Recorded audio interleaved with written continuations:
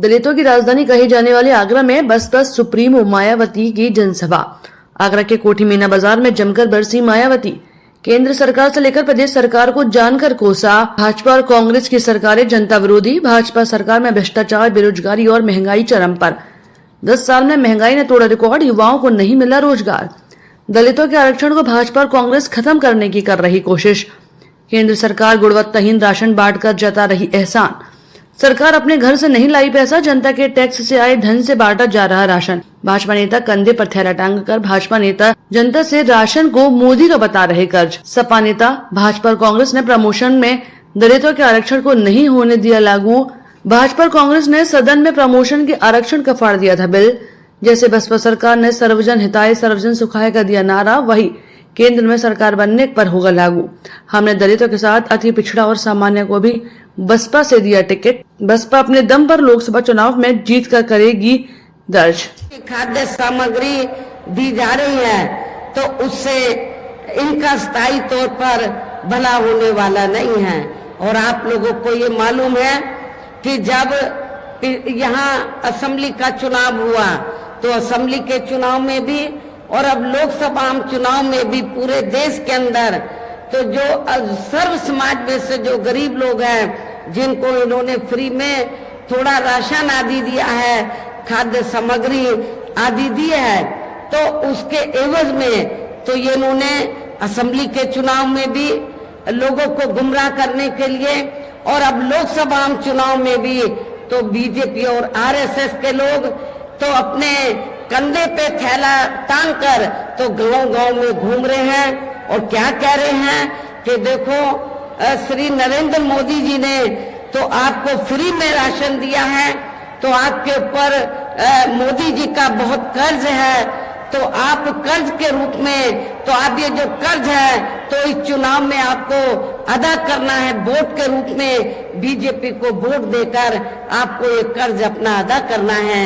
लेकिन मैं अपने ऐसे सभी लोगों को, गरीब लोगों को ये कहना चाहती हूँ कि वर्तमान में केंद्र की जो भाजपा सरकार ने जो गरीब लोगों को थोड़ा जो फ्री में राशन आदि दिया है तो ये कोई बीजेपी ने अपनी जेब से नहीं दिया है, श्री नरेंद्र मोदी जी ने अपनी जेब से नहीं दिया है, बल्कि आप लोग जो यूपी गवर्नमेंट को या केंद्र की सरकार को जो भी टैक्स देते हैं उस टैक्स के पैसे से, टैक्स तो आपका है, टैक्स जनता देती है, तो जो पैसा आप लोग टैक्स के रूप में देते हैं उस पैसे से ये राशन दिया जा रहा है।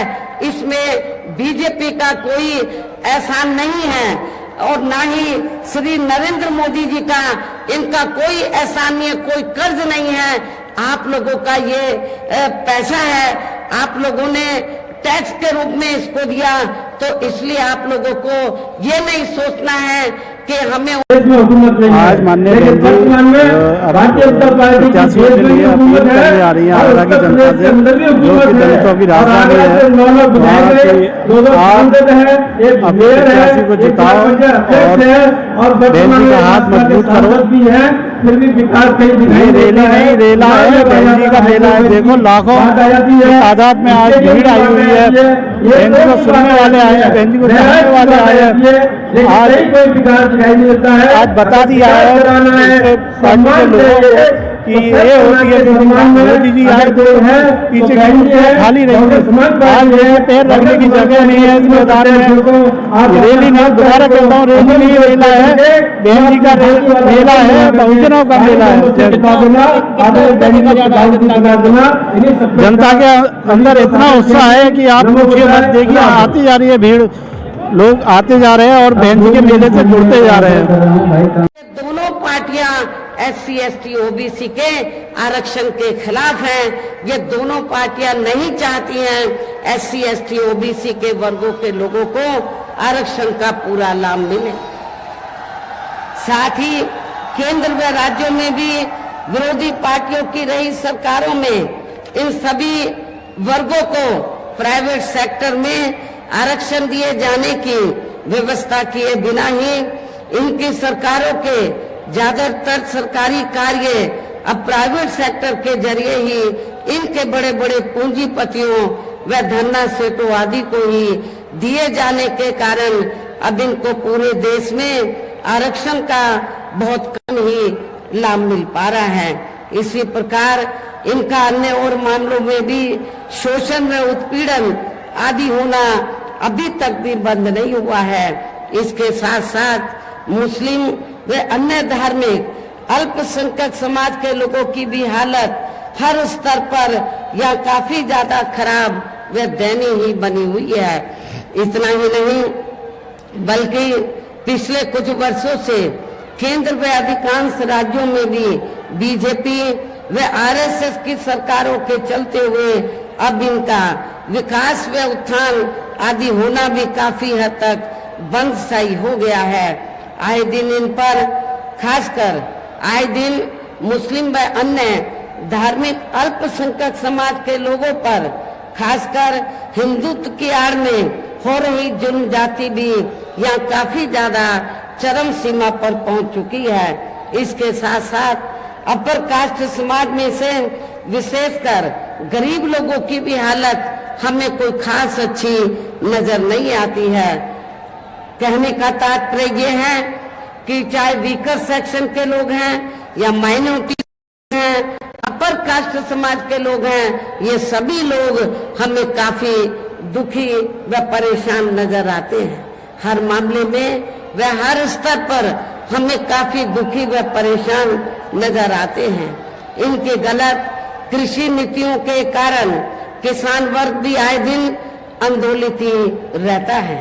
साथ ही इनकी गलत आर्थिक नीतियों की वजह से देश की अर्थव्यवस्था पर भी इसका काफी बुरा प्रभाव पड़ रहा है, जिससे यहाँ विशेषकर छोटे एवं मध्यम वर्गीय व्यापारी वर्ग भी काफी ज्यादा दुखी व परेशान हैं।